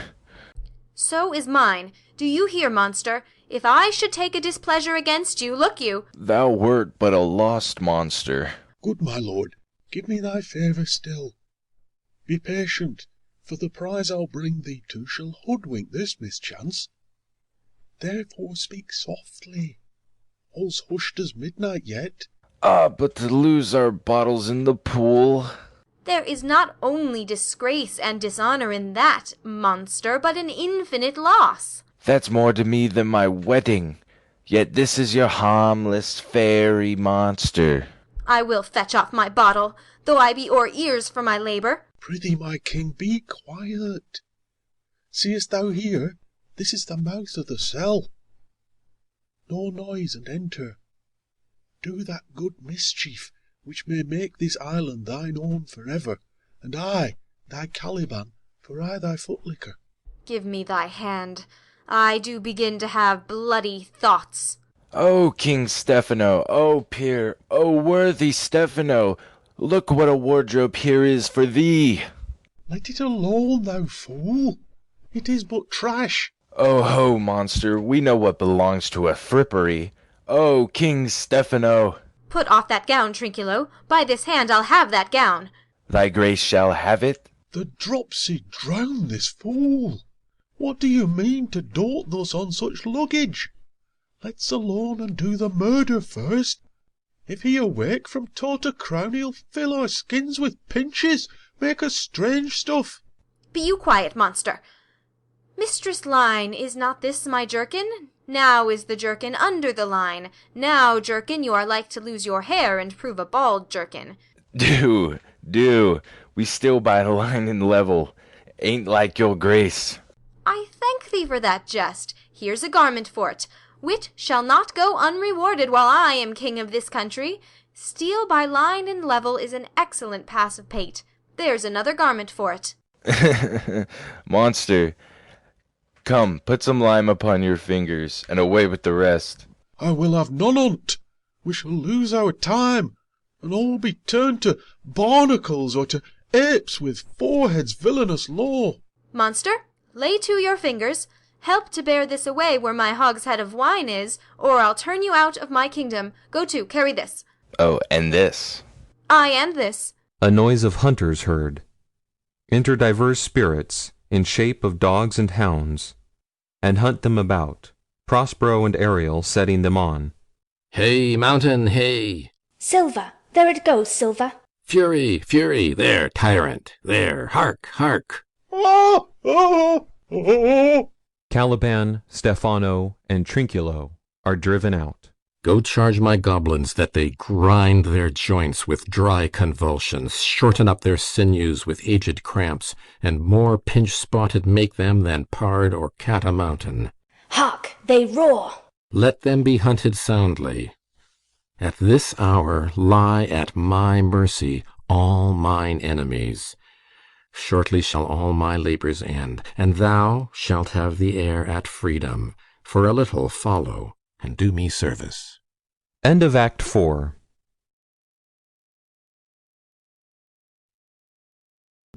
The Tempest, Act 5, Scene 1. Before the cell of Prospero. Enter Prospero in his magic robes, and Ariel. Now does my project gather to a head. My charms crack not, my spirits obey, and time goes upright with his carriage. How's the day? On the 6th hour, at which time, my lord, you said our work should cease. I did say so when first I raised the Tempest. Say, my spirit, how fares the king and his followers? Confined together in the same fashion as you gave charge, just as you left them. All prisoners, sir, in the lime grove which weather fens your cell. They cannot budge till your release. The king, his brother, and yours, abide all three distracted, and the remainder mourning over them, brimful of sorrow and dismay. But chiefly him that you termed, sir, that good old Lord Gonzalo, his tears run down his beard like winter's drops from eaves of reeds. Your charms so strongly worksome, that if you now beheld them, your affections would become tender. Dost thou think so, spirit? Mine would, sir, were I human. And mine shall. Hast thou, which art but air, a touch, a feeling of their afflictions, and shall not myself, one of their kind, that relish all as sharply passion as they, be kindlier moved than thou art? Though with their high wrongs I am struck to the quick, yet with my nobler reason gainst my fury do I take part. The rarer action is in virtue than in vengeance. They being penitent, the sole drift of my purpose doth extend not a frown further. Go release them, Ariel. My charms I'll break, their senses I'll restore, and they shall be themselves. I'll fetch them, sir. Ye elves of hills, brooks, standing lakes, and groves, and ye that on the sands with printless foot do chase the ebbing Neptune, and do fly him when he comes back, you demi-puppets that by moonshine do the green sour ringlets make, whereof the ewe not bites, and you whose pastime is to make midnight mushrooms, that rejoice to hear the solemn curfew, by whose aid, weak masters though ye be, I have bedimmed the noontide sun, called forth the mutinous winds, and twixt the green sea and the azured vault set roaring war. To the dread rattling thunder have I given fire, and rifted Jove's stout oak with his own bolt. The strong-based promontory have I made shake, and by the spurs plucked up the pine and cedar. Graves at my command have waked their sleepers, oped, and let 'em forth by my so potent art. But this rough magic I here abjure, and when I have required some heavenly music, which even now I do, to work mine end upon their senses that this airy charm is for, I'll break my staff, bury it certain fathoms in the earth, and deeper than ever plummet sound, I'll drown my book. Solemn music. Re-enter Ariel before, then Alonso, with a frantic gesture, attended by Gonzalo, Sebastian and Antonio in like manner, attended by Adrian and Francisco. They all enter the circle which Prospero had made, and there stand charmed, which Prospero, observing, speaks, A solemn air, and the best comforter to an unsettled fancy, cure thy brains, now useless, boiled within thy skull. There stand, for you are spell-stopped. Holy Gonzalo, honourable man, mine eyes, even sociable to the show of thine, fall fellowly drops. The charm dissolves apace, and as the morning steals upon the night, melting the darkness, so their rising senses begin to chase the ignorant fumes that mantle their clearer reason. O good Gonzalo, my true preserver, and a loyal sir to him thou followest, I will pay thy graces home both in word and deed. Most cruelly didst thou, Alonso, use me and my daughter. Thy brother was a furtherer in the act. Thou art pinched for it now, Sebastian. Flesh and blood, you, brother mine, that entertained ambition, expelled remorse and nature, who with Sebastian, whose inward pinches therefore are most strong, would here have killed your king. I do forgive thee, unnatural though thou art. Their understanding begins to swell, and the approaching tide will shortly fill the reasonable shore, that now lies foul and muddy. Not one of them that yet looks on me, or would know me. Ariel, fetch me the hat and rapier in my cell. I will discase me, and myself present as I was sometime Millen. Quickly, spirit, thou shalt ere long be free. Ariel sings and helps to attire him. Where the bee sucks, there suck I. In a cowslip spell I lie. There I couch when owls do cry. On the bat's back I do fly, after summer merrily. Merrily, merrily shall I live now, under the blossom that hangs on the bough. Why, that's my dainty Ariel. I shall miss thee, but yet thou shalt have freedom. So. To the king's ship, invisible as thou art, there shalt thou find the mariners asleep under the hatches. The master and the boatswain being awake, enforce them to this place, and presently, I prithee. I drink the air before me, and return or ere your pulse twice beat. All torment, trouble, wonder, and amazement inhabits here. Some heavenly power guide us out of this fearful country. Behold, Sir King, the wronged Duke of Milan, Prospero. For more assurance that a living prince does now speak to thee, I embrace thy body, and to thee and thy company I bid a hearty welcome. Whether thou be'st he or no, or some enchanted trifle to abuse me, as late I have been, I not know. Thy pulse beats as of flesh and blood, and since I saw thee, the affliction of my mind amends, with which I fear a madness held me.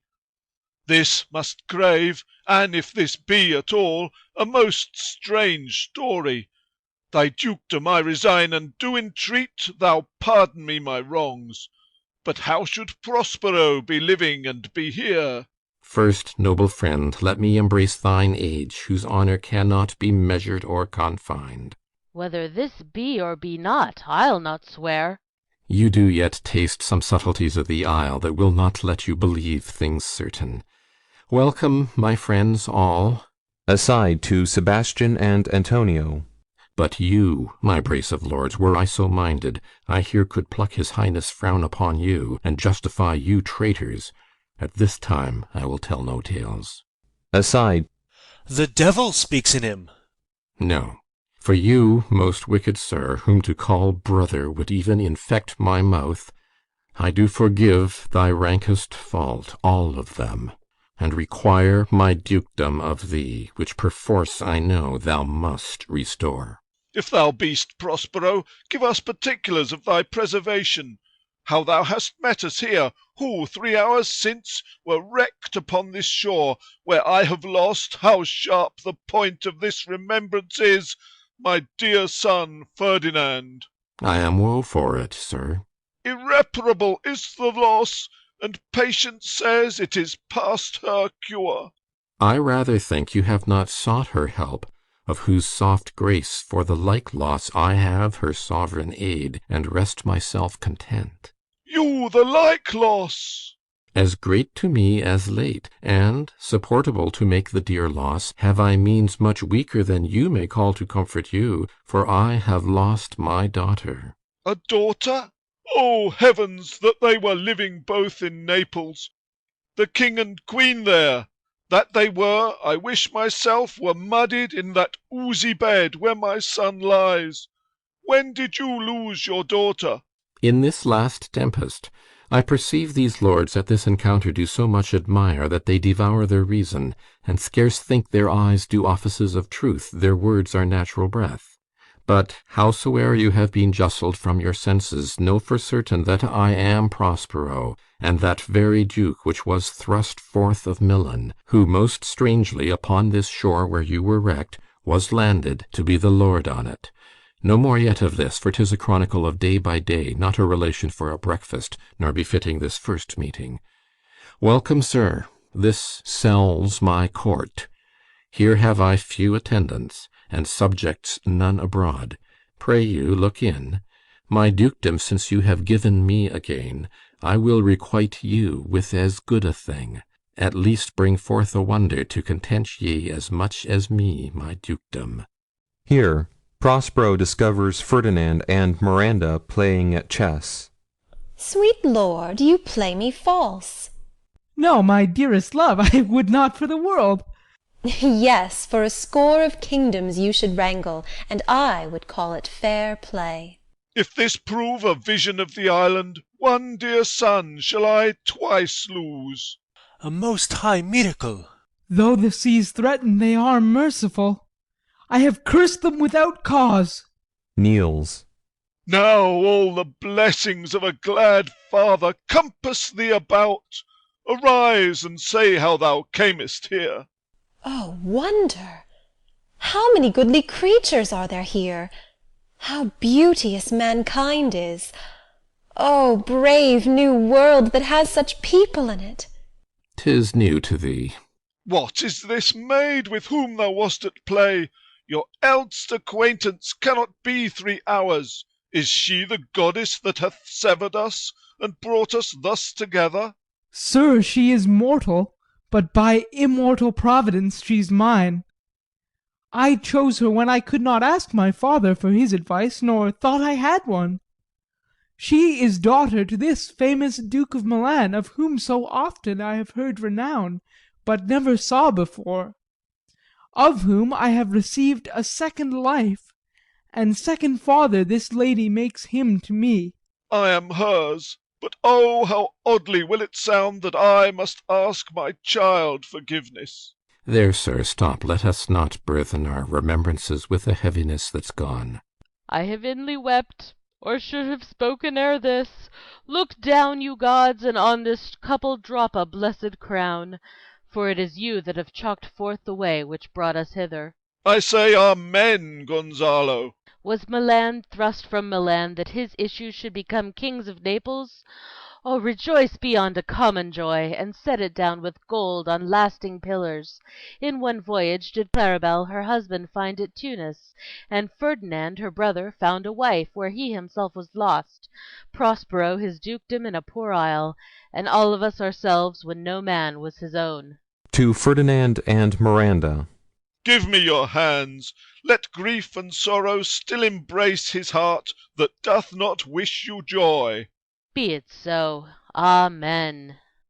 Re-enter Ariel, with the master and the boatswain amazedly following. Oh, look, sir, here is more of us. I prophesied, if a gallows were on land, this fellow could not drown. Now blasphemy, that swearest grace o'er board, not an oath on shore. Hast thou no mouth by land? What is the news? The best news is, that we have safely found our king and company, the next our ship, which, but 3 glasses since, we gave out split, is tight and yar and bravely rigged, as when we first put out to sea. Aside to Prospero. Sir, all this service have I done since I went. Aside to Ariel.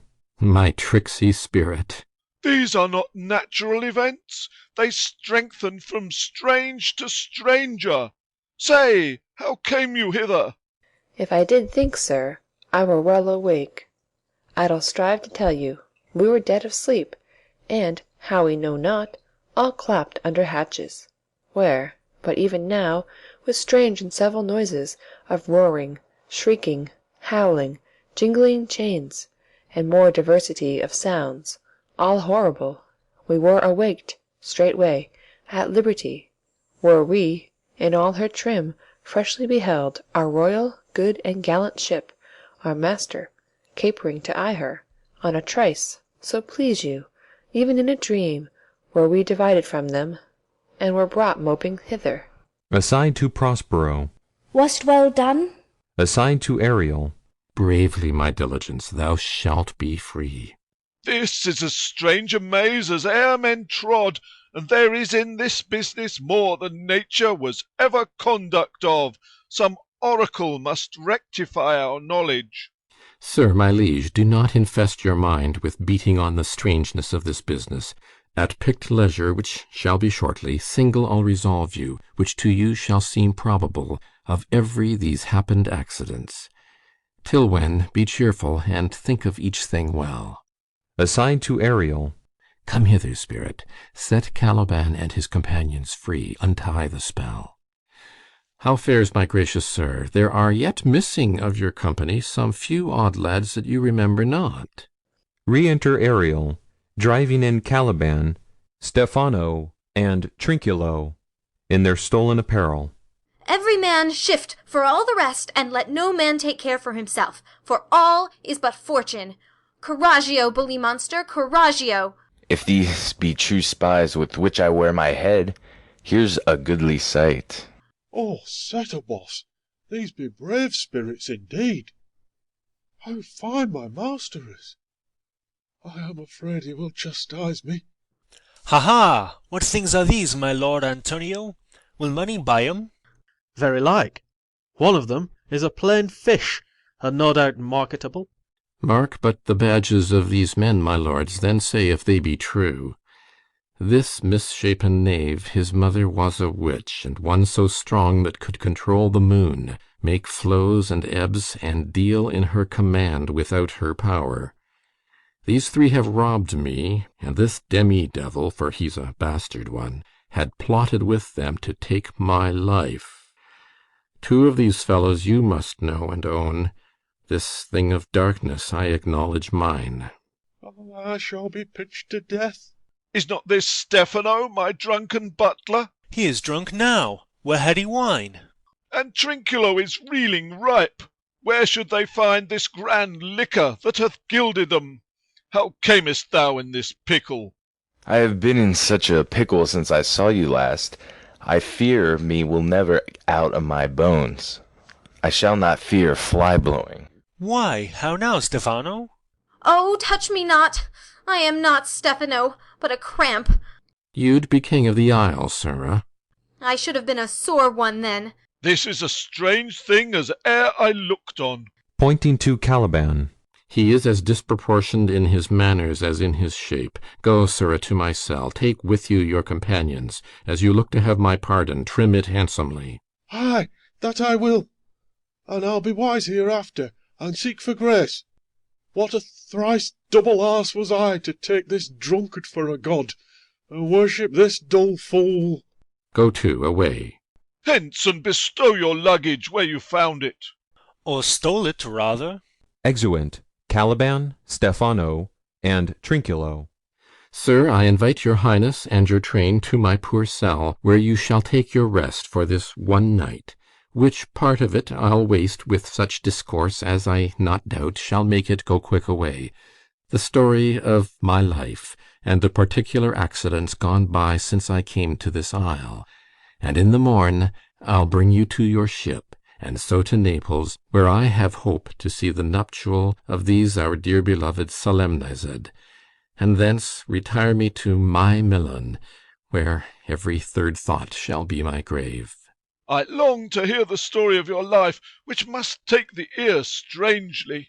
I'll deliver all, and promise you calm seas, auspicious gales, and sail so expeditious that shall catch your royal fleet far off. Aside to Ariel. My Ariel chick, that is thy charge. Then to the elements be free, and fare thou well. Please you, draw near. End of Act 5. Epilogue. Spoken by Prospero.